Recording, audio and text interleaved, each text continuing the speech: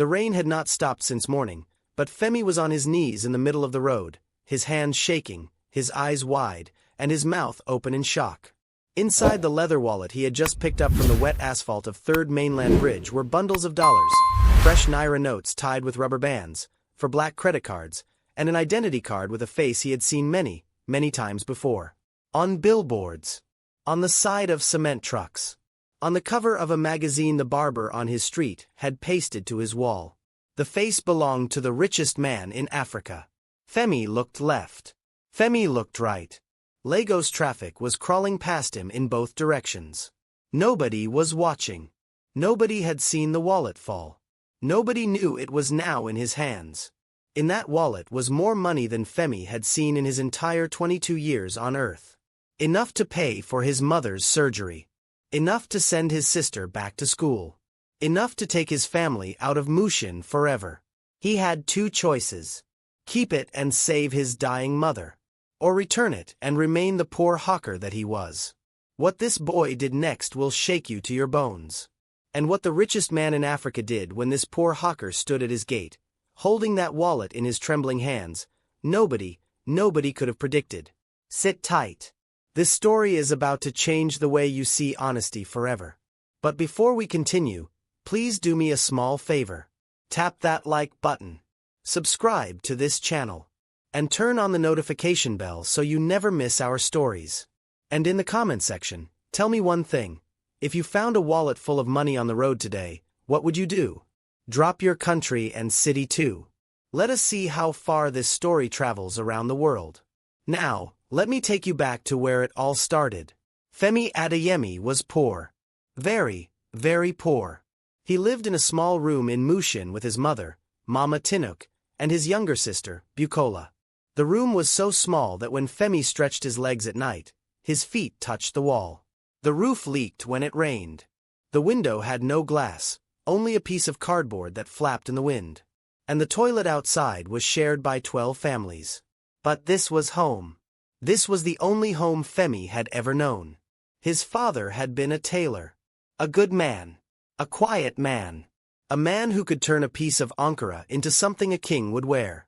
But 3 years ago, his father had collapsed at his sewing machine on a hot Tuesday afternoon. Stroke, the doctor said. There was no money for the kind of treatment that could save him. 6 weeks later, Femi watched his father take his last breath in that same small room in Mushin. Femi was 19 at the time. He was supposed to start university the following year. He had passed his JAM with high marks. He wanted to be an engineer.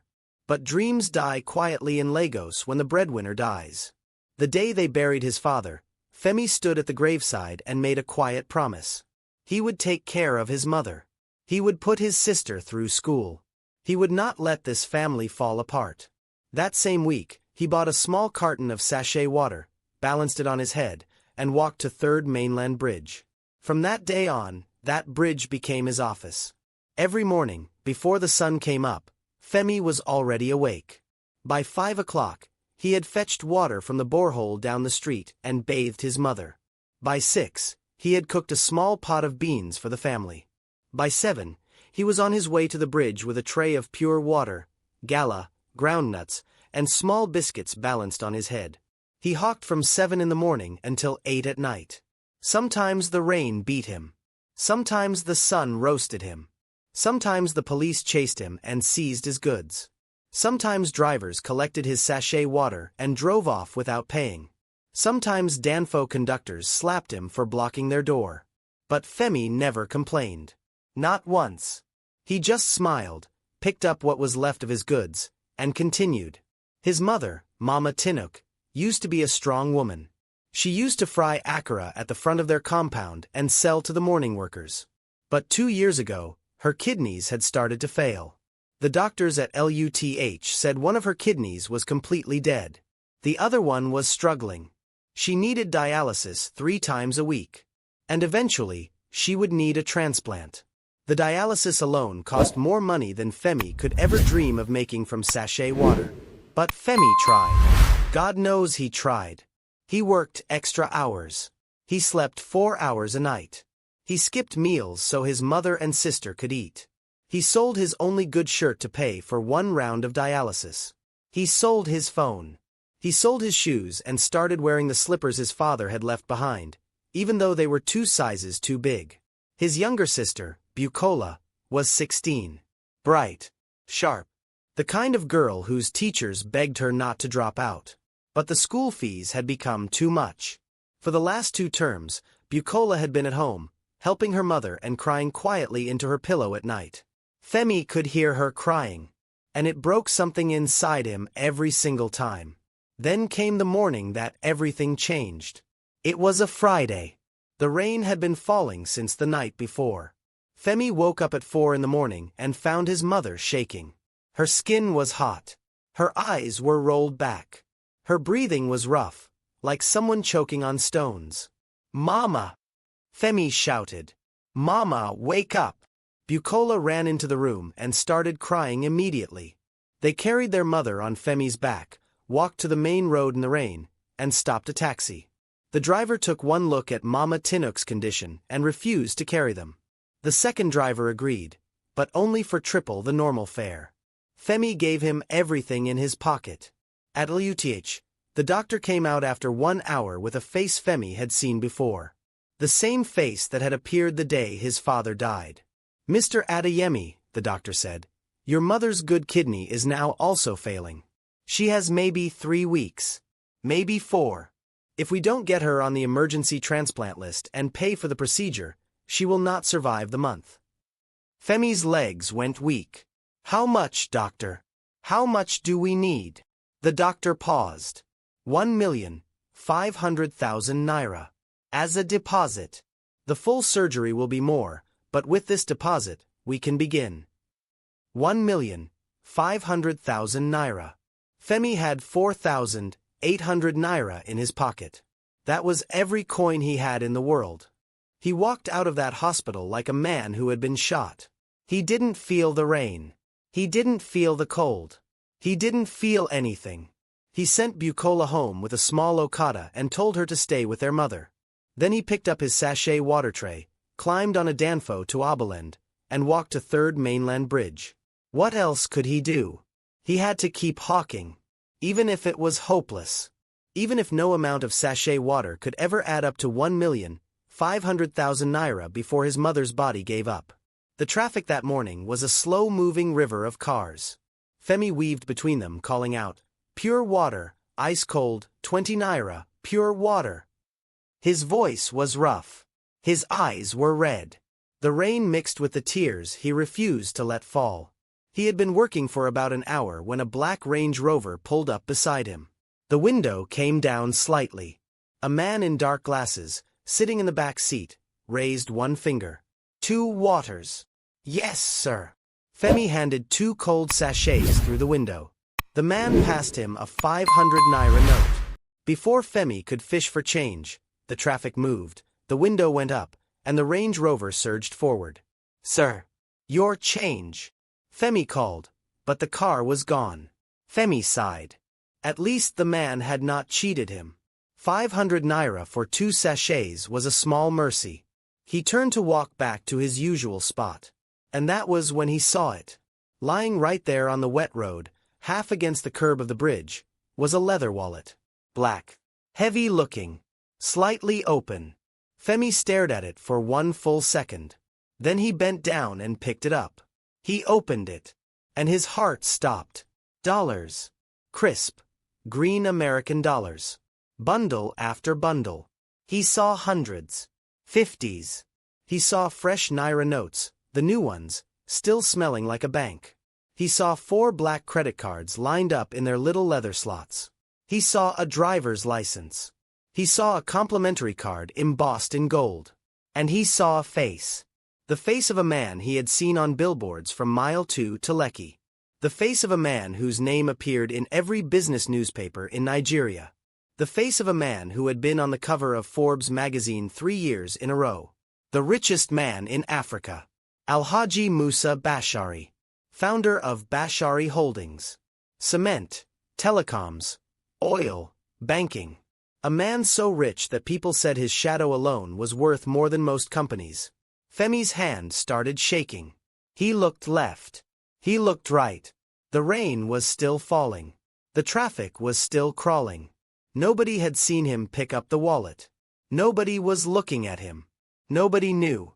He stuffed the wallet under his shirt, against his belly, and walked quickly off the bridge. He found a quiet spot under a flyover near Adeniji. He sat down on a wet block of concrete. He pulled out the wallet again. He started counting the dollars. His hands shook so much he had to start over 3 times. There was, by his rough estimate, over 20,000 American dollars in that wallet. And maybe 400,000 naira. And those black cards. Femi had heard barbershop stories about black cards. People said you could buy a house with one swipe. $20,000. At the current exchange rate, that was over 30 million naira. 30 million naira. His mother's surgery cost 1,500,000. The full procedure, including aftercare, might come to 4 or 5 million. He could pay for everything. He could send Bukola to the best university in the country. He could move his mother out of Mushin. He could buy his own apartment. He could buy his own shop. He could buy a car. His whole body was trembling. His whole life was trembling. Nobody saw him pick it up. Nobody. And then, sitting there on that wet concrete block, Femi heard a voice. Not out loud. Inside his head. His father's voice. Quiet. Come. The way his father used to speak when he was threading a needle. Femi, his father had told him once. A man who steals to save his mother is teaching his mother that her son is a thief. Better she die knowing her son honored God than live one extra day on top of stolen things. Money built on a lie is sand. The first wind blows it away. Femi closed the wallet. He held it against his chest. And he cried. He cried for his mother. He cried for his father. He cried for Bukola. He cried for the boy he used to be, the one who wanted to be an engineer. He cried because he knew, somewhere deep in his bones, that he was not going to keep that wallet. He could not. He simply could not. He wiped his face. He stood up. He walked to a petrol station on the other side of the road. He asked the attendant if he could borrow his phone for one quick call. The attendant looked at his torn shirt and his oversized slippers and said, "Sharp, sharp. Don't waste my credit." Femi opened the wallet. On the inside flap, there was a small folded paper. He unfolded it. It read, in careful handwriting, "If found, please call this number. There will be a reward." Femi dialed the number with trembling fingers. A man picked up on the second ring. A deep, calm voice. "Hello, sir," Femi said. His voice cracked. He swallowed. "Sir, my name is Femi. I am a hawker on Third Mainland Bridge. I found a wallet on the road. I believe it belongs to your boss, Alhaji Bashari." There was a long silence on the other end. "Where are you now, my friend?" "At the petrol station near Adeniji Adel, sir." "Do not move. Do not move from that spot. Someone is coming for you. 40 minutes. Please. Stay there." The call ended. Femi sat down on the curb of the petrol station with the wallet under his shirt. He waited. The petrol attendant looked at him strangely but said nothing. 43 minutes later, a sleek black Mercedes pulled into the petrol station. 2 men in dark suits stepped out. They walked straight to Femi. "Are you Femi?" "Yes, sir." "Come with us, please." "Bring the wallet." Femi climbed into the back of the Mercedes. He had never sat in such a car in his life. The seats were softer than his own bed. The air was cold and clean and smelled of leather. He looked down at his torn slippers on the white floor mat and felt ashamed. They drove for almost an hour. Across the bridge. Through Ikoyi. Past gates that looked like the gates of palaces. Finally, they stopped in front of the biggest gate Femi had ever seen. Banana Island. The gate opened. The Mercedes glided up a driveway as long as his entire street in Mushin. Femi saw fountains. He saw guards in uniform. He saw a house that looked like a hotel. A houseboy led him inside, through a hallway with marble floors, past paintings as tall as he was, and into a large sitting room with windows looking out onto the lagoon. And there, sitting in a wide leather chair, was Alhaji Musa Bashari, the richest man in Africa. He was older in person than in the magazines. His beard was almost completely white. He wore a simple white kaftan. No watch. No jewelry. Just calm, sharp eyes that studied Femi from head to slipper as he walked in. "Sit down, my son," Alhaji said. Femi sat on the edge of a sofa that swallowed him. "You have something for me?" Femi nodded. He pulled out the wallet from under his shirt. With shaking hands, he placed it on the glass table between them. Alhaji picked it up. He opened it slowly. He counted the dollars. He counted the naira. He checked the cards. He checked the IDs. Then he closed the wallet and placed it gently on the table. He looked at Femi for a long time. "Everything is here," he said quietly. "Every single dollar. Every single naira." "Yes, sir." "Why?" Alhaji asked. "Why did you not keep it? Look at you. Look at your slippers. Look at your shirt. You needed this money, my son. Tell me why." Femi opened his mouth. The story came pouring out. His father. His mother in LUTH. 1,500,000 naira. Bukola not in school. The 4,800 naira in his pocket. His father's words about stolen sand. He talked.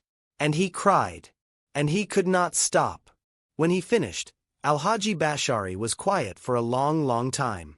Then the old man stood up. He walked to the window. He stood there with his back to Femi, looking out at the lagoon. And then, slowly, his shoulders began to shake. The richest man in Africa was crying. When he finally turned around, his eyes were wet, but his voice was steady. "My son," he said, "let me tell you something. That wallet did not fall by accident. I dropped it. On purpose. From my car. This morning." Femi blinked. "Sir." Alhaji walked back and sat down across from him. "For 2 years," he said, "I have been doing this. Once every month, I drop a wallet like this one in a random place in Lagos. Sometimes Ajagunal. Sometimes Oshodi. Sometimes Mile 2. I drop it. I wait. I watch what happens through my driver." He paused. "In 2 years, 14 wallets, nobody has called.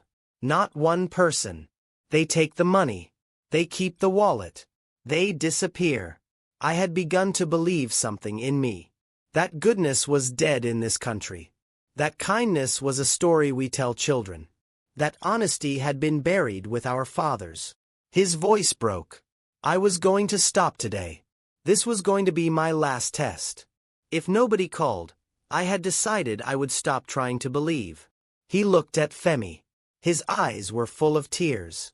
"And then you called." Femi did not know what to say. He just sat there, his hands folded in his lap, his oversized slippers pressed against the marble floor. "Do you know why I do this, my son?" Alhaji asked. "No, sir." 40 years ago, Alhaji said, "I was a hawker. Just like you. On the streets of Kano. I sold groundnuts in a small bowl. My mother was dying of tuberculosis. We had nothing. One day, a stranger gave me a small loan to start a real business. He never asked for it back. He said, 'One day, if you become something, remember that goodness exists. And feed it.'" He smiled sadly. That man's small loan became Bashari Holdings. But somewhere along the way, between the contracts and the betrayals and the children fighting over my will before I am even dead, I forgot. I forgot what he taught me. I forgot that goodness still exists. He reached out and placed his hand on Femi's shoulder. "You reminded me today, Femi. You reminded an old man who had forgotten."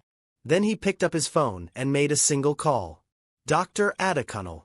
It's me. There is a woman at LUTH. Mama Tinuk Adeyemi. Kidney failure. I want her moved tonight to Reddington. I want the best transplant team in Africa flown in. Whatever it costs. Send the bill to my office. And I want her son and daughter in the room with her when she wakes up. Are we clear?" He hung up. Then he looked at Femi. "Your mother will live, my son. I give you my word. Femi fell off the sofa onto his knees. He could not speak. He could only weep. Alhaji Bashari did not stop there. That same evening, his driver took Femi back to Mushin to pack what little his family owned. By the next morning, Mama Tinuk was in a private suite at Reddington. By the following week, she had received a kidney transplant from one of the best surgeons in South Africa. By the end of the month, she was sitting up in bed, eating jollof rice, and asking Femi why his slippers were still too big. Bukola was enrolled in a top secondary school on full scholarship.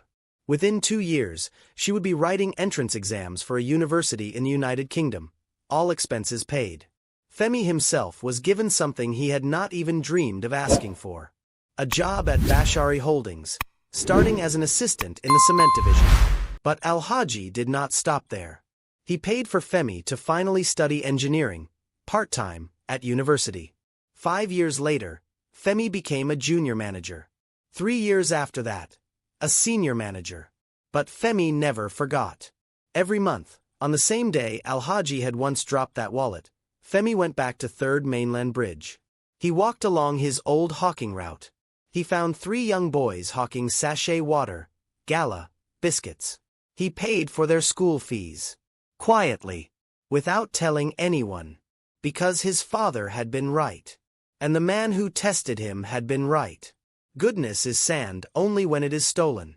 When it is honest, it becomes a mountain. And so today, my people, remember this story. Remember Femi. Remember the boy in oversized slippers who held 30 million naira in his hand on a wet bridge in Lagos and chose, instead, to call a number on a small folded paper. Remember this. Money will come and go. Cars will come and go. Houses will come and go. But your character, what you do when nobody is watching, when nobody will ever know, that is the only thing you truly own. A poor man with a clean heart is richer than a rich man with a dirty one. And God, my people, God sees. God always sees. And in His own time, in His own way, He rewards the ones who, even when the whole world is not watching, choose to do the right thing. If this story touched your heart, please drop a comment below. Tell me what you would have done if you were Femi on that bridge that day. Would you have returned the wallet? Or would you have kept it for your dying mother? There is no wrong answer. I want to hear from you. And before you leave, hit that like button. Subscribe to this channel. Turn on the notification bell so you never miss our stories. Share this video with someone who needs to hear it today. You never know.